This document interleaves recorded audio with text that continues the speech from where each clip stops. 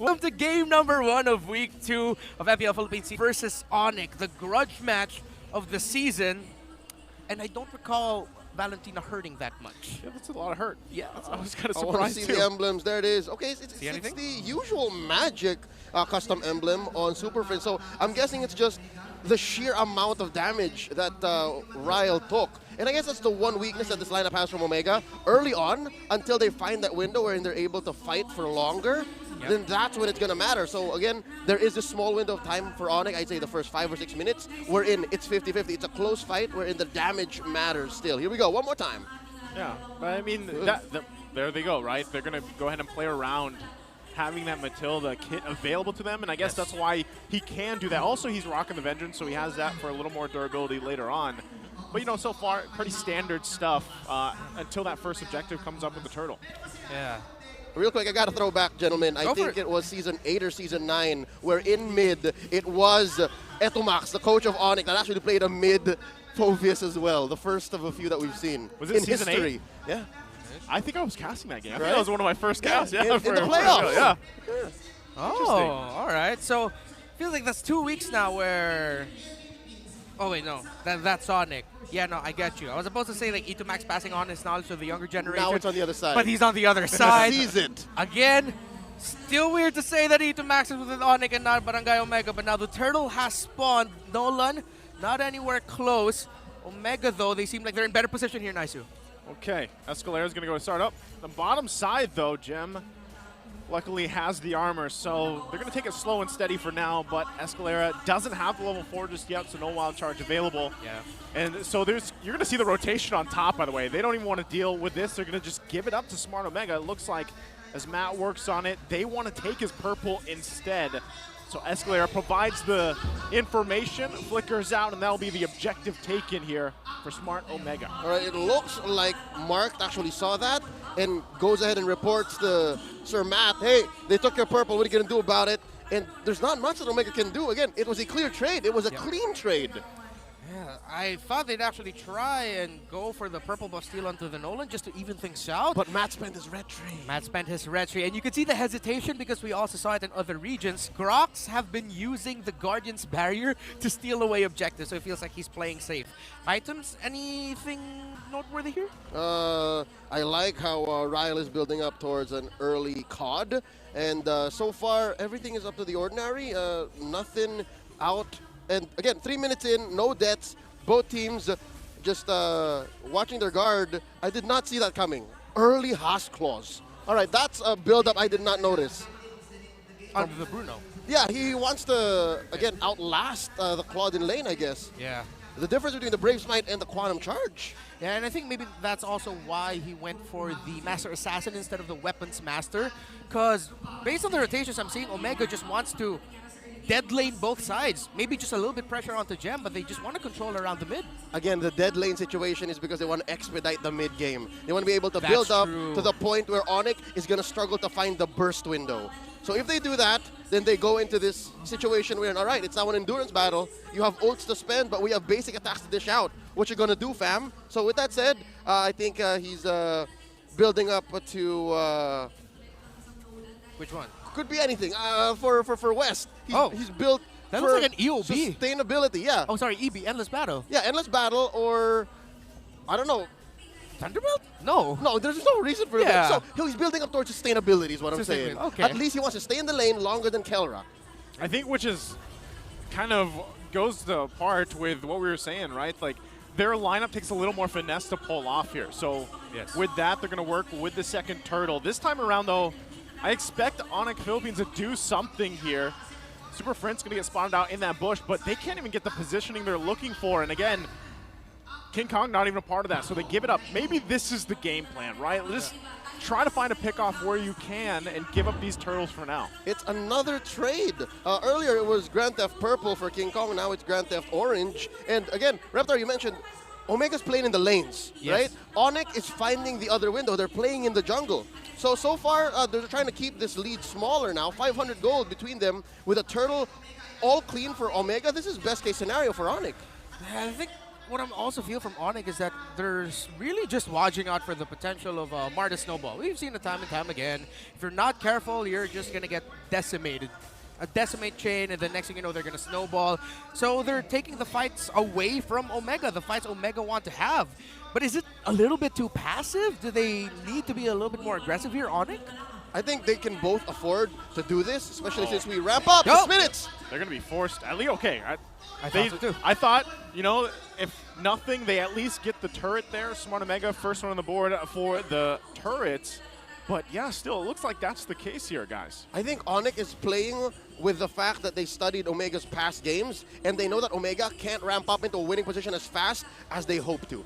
That's how Omega fell against Echo last weekend, where they had a clear lead, and then suddenly they did not notice that there was one lane getting beat up, and it's over from there. Lewis in trouble. Another flicker going to come through, already fracture. Last Insanity popped as well. Rest of the team now making their way. Gem has the immortality though. Escalera should be in there in time too, but nothing still. No team is 6.5 minutes in. No one has gotten that first blood yet.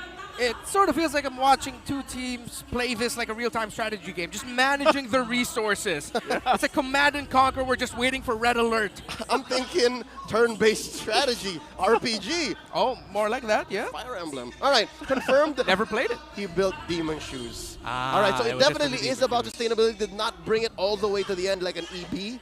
So clear. I think he's going towards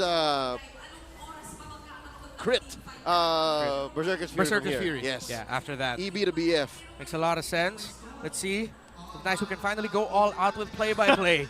Well, It's finally going to be a big fight here. Give this man 7 minutes in, let's see if it happens. King Kong waiting patiently in that bush. He's going to call it off. So Turtle's going to reset. Rest of the Onic, again, they're just kind of waiting, right? He's going to go ahead and get the orange buff. Luis there as well. Gem going to take the brunt of the damage. Circling Eel comes down, has to use the last Insanity. But once again, it's going to be objective in the mid lane, though. West will be the one to fall. The objective taken by Matt. Finally, one of the teams gets on the board here. But still, Smart Omega holding on to a small lead. This could be an opportunity for Onic and Philippines to make a move as King Kong gets in position. That seems like classic Escalera. Just when you don't expect him to wild charge you, he will. And it was because of him that they were able to finally land that kill onto West. So it sort of evens out the farming process here. Yeah, but it doesn't even out the map. There's still 2 first turrets taken by Omega and all turtles so far. And that's led to a 600 gold lead across the board. And I'd say a majority of the lead going on in mid and in XP. About 300 for one, and then 600 in the other, just across, given that Sir Matt is actually farming slower than King Kong. This is odd. Earlier we talked about how King Kong is now being a role player. Now he wants to actually play cleanup, and the farm is being spread out between him and Kelra. I'm waiting for that to snap. Ryle in trouble. Ryle in trouble. Apostle Vengeance into the demonic force and gets out of dodge just fine with that guiding wind. So, hold on. Matt could be in trouble now. Goes in with a Mortal Coil. He's fine. This is the story so far with the lineups. Yeah. We talked about it earlier, man. Like, all right, we're going to expect a lot of action from Onic Philippines. It has been completely opposite of that, where they have struggled to really find those moments. And it's not because they're hesitating. They're both finding a position or finding a fight where they will win, and both teams are all the smarter to say, no, we're not going to win this. Let's back out. And that last fight wherein it was West drawn first blood on by Onic, kill going off to Kelra, the best case scenario for the Hedgehogs, or rather the Porcupines. That's one of the fights wherein Omega was forced to say, you know what, this is worth it. For the Turtle, for the 2 turrets, West, take the L. So that's where we are now, that's where we're sitting. We're waiting for these fights to break out, and I understand, Joseph, how ironic and how stressful it is that why are there no fighting? It's okay, it's about to happen, right? This is Lord now. You can give up the turtles if you want to. We've seen teams do that before. But this is where the time that all this farming, all this kind of feeling the area out here, they have to pull something through with this. Yeah, we grew up in the Philippines, gentlemen. We were raised with the adage of never give up on the Lord. Onic now. Let's see. And I understand the approach of these two teams. There is such a high chance that both of them will get punished extremely badly that you really have to be careful who gets his Lord. See if they pull it off. Mart quite in trouble. Malefic Aurora being picked up. Mid-fight 2 with Ryle going forcing Super Prince back. Comes the Vengeance. There's the wild charge, though. Still going to be up for now. A couple hits away, and he'll fall. And then Onic still finds a kill. Can they find another? It's marked. That goes down in the brush in the mid lane.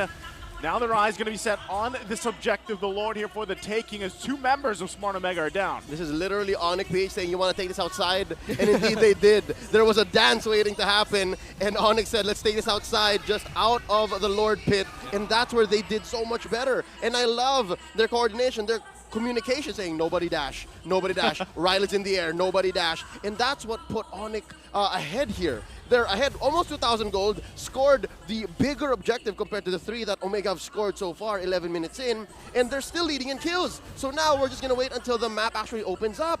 It's happened again. It's the Onic snap. Yeah.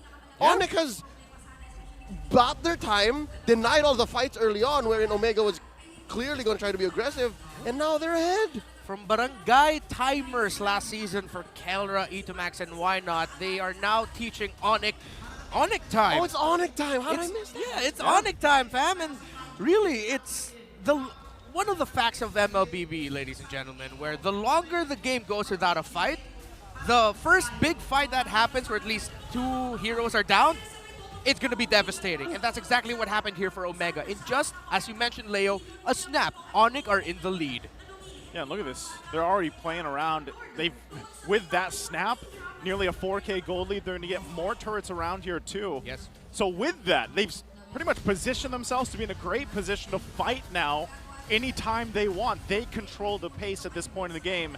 And even with that, there's the concealed play. Escalera waiting for a zone, a wild charge. Wow. Lewis going to be there, but look at Matt. Gets taken down to half health. They're going to keep them at bay, though, from entering the base any further. But bottom side, Kelra was there pushing in as he got that base turret. That's how huge of a threat the gold standard is. Now barreling forward in net worth, about 1,500 gold ahead of his lane mate West. Something else to note, the fact that so far, off of 1 team fight win, off of 1 turret, I believe this might be a record gain in terms of Lord gold gains after that first one. Yep. They barreled over 4,000. I don't know if that... 5,000! That might be the biggest in season 13 so far. Yeah, I'm pretty sure it is. Usually we see those big swings, maybe second, maybe third, Lord. Yeah. But the very first one? That's big gold. And the average is 2,000 to 3,000. Yeah. So, but now Onic broke that. Which begs the question, right? Like, again, they knew that let's give up those turtles. We don't need them because we're hoping for that play that they made, especially leading in that first Lord, and they've done that. So now they can continue this pressure, especially since they did work, Kelra did work there on the bottom side with Lord less than 30 seconds away here. Now let's see how Onic will handle the siege. Funnily enough, since both teams are very dive heavy, not really ranged and poke, outside of the marksman of course, I feel like there could be a chance that Omega might turn things around under the base turret, but unless King Kong. Oh, March goes in, has to flicker out too, so already putting the pressure there. He does not have that now for this Lord, so they have no choice except to defend, most likely. But Matt still wants to get some vision here if he can, but it's going to be too late. Look how fast the Lord is taken care of from King Kong. Well, the rest of the team doesn't even get space in the jungle to work with.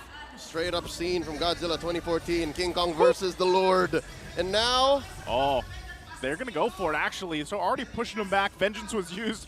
What a great barrier there coming through from Escalera. This net lead by Onic in gold is just forcing Omega to spend ults and resources out of nowhere, and it's costing them. It's not like they have great wave clear too. This is something that we failed to mention. I personally failed to mention because usually it's something that you have to watch out for. They suck at clearing waves. Yeah. It's super difficult to defend against this enhanced Lord. Yeah, they have put themselves in danger to clear up waves, but Onic, can they end it here? Will they try to? 14, almost the 15-minute mark here. They're going to go for it again. The damage comes through from Luis. He does survive. Base fully exposed here. Lord's still going to be worked on. Does Onic Philippines have enough lead to push it in? Enough confidence to end the game here at this mark. They can't break through just yet. Another wave going to be pushing down the mid lane. Smart Omega hold it together. They bob, they weave on through. Gem holding that front line alongside Escalera. King Kong with the damage. Gets Ryle quite low. He has to go heal up. still putting the pressure. They're holding down the front. The base is going to be worked on. Half health though, and they still hold on. Onic Philippines does not want to commit just yet. They're feeling things out. Smart Omega waiting as well. Matt takes the brunt of the damage. Demonic Force with the vengeance. Bang. They come down, but Mark is out. Matt has to go back. Kelra on the run. Wild Charge keeps Ryle in the air. Taking some shots here now as Kelra gets us situated on the backside. They can't get Ryle just yet. Then Onic Philippines has to run as Matt decides to go back. What a defense from Smart Omega. Just hold on, we're staying home. Omega did their best, and they came out actually still alive. Again, base here under half health. But the fact that they focus on the minions mattered, given that they have, again, abysmal wave clear. And the discipline coming in from Omega, having seen Mark died, it's so easy for a lesser player like someone that's not Sir Matt to actually come in and say, I'm going to decimate him, I'm going to kill him, because he saw several members of Onic actually low. But the fact that he said, you know what, this is a defensive position, we have to respect the fact that Onic are ahead almost 10k, let's not, and that actually buys them another Lord, buys them more time. That was actually as good a defense as it gets for a team as behind as Omega. Yeah, again, two lineups with very similar principles. They both have not so great wave clear. It's risky wave clear. I like the word that you used, abysmal. Abysmal. They both have to put themselves in danger, but that means Onic will really put themselves at risk of having this game turned around in their faces, while Omega have to be so calculated and maximize everything they have in their ability kits just to pull off a defense. If anything, Omega's only chance really is inside their base, not until they close this gold gap. And they can only really close this gold gap if they defend against this last Lord here. This is their last chance to defend. If they survive this, then they're fine. I don't know if they're going to be able to steal, and they've already spent quite a few ults. Look at that. It's going to reset, though. Ryle could be in trouble. Already using the vengeance here. He's going to be taken down by Super Prince. And Onic Philippines decides to just go ahead and crash down on the retreating Smart Omega. And you can see that. They're going to go ahead and give the go for that Lord. At least secure that. They got Ryle down, but he should be back up by the time they get to this defense. Leo, that sort of looked like Omega not sure if they wanted to fight that or not. Yeah, or also, it's possible that they weren't even really planning on fighting, and Ryle caught himself in a position where he had no choice, given that this is a Phoveus with a vengeance, and that's the only other choice you have. You fight or you die. And he was in a position where he only really had fight as an option. So with that said now, again, Joseph just on point here.